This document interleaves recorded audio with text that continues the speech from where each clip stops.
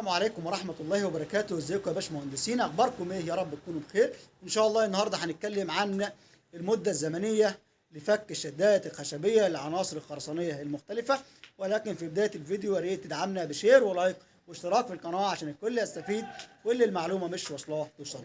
اول حاجة يا باشمهندسين لازم نوزع العناصر بتاعتي او نقسم العناصر الى عناصر بتكون فيها الشدة الخشبية حاملة لوزن العنصر الخرساني، وعناصر بتكون فيها الشدة الخشبية غير حاملة لوزن العنصر الخرساني زي الكمرات، جوانب الكمرات والأعمدة والسملات والقواعد. قال لك الكود تفك العناصر أو الشدة الخشبية بيكون فيها غير حاملة لوزن العنصر الخرساني بعد مرور 48 ساعة، وده في حالة إن درجة الحرارة بتكون أعلى من 21 درجة مئوية. طب لو درجة الحرارة أقل من 21 درجة مئوية هفك بعد مرور 3 أيام، أي بعد مرور 72 ساعة.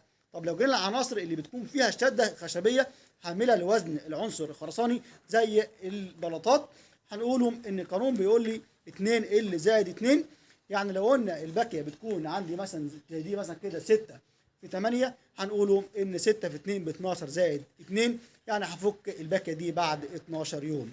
طب لو انا بستخدم اسمنت بورتلاندي سريع التصلب، قال لك المسافة هتقل للنص، يعني لو قلنا 6 في 2 ب 12 زائد 2 يبقى 14 يوم، يبقى هفك الباكيه دي بعد مرور 7 ايام لو انت مستخدم اسمنت بورتلاندي سريع التصلب. اخر عنصر معانا وهو الكوابيل، قال لك القانون بيقول لك ايه 4 ال زائد 2، يعني انا لو عندي طول الكابولي ده اللي قدامنا ده متر ونص، يبقى 4 في متر ونص هيديني 6، يبقى 6 ايام زائد يومين اللي هم 8 ايام. وطبعا لو انا بستخدم اسمنت بورتلاندي سريع التصلب هتكون برضو المسافة 4 ال زائد 2، يعني 8 ايام على 2 يعني 4 ايام. وفي كلتا الاحيان لو انت مستخدم اسمنت بورتلاندي سريع التصلب ما يقلش زمن فك الشده الخشبيه للسقف عن 3 ايام، ولو انت مستخدم اسمنت بورتلاندي عادي ما يقلش عن 7 ايام.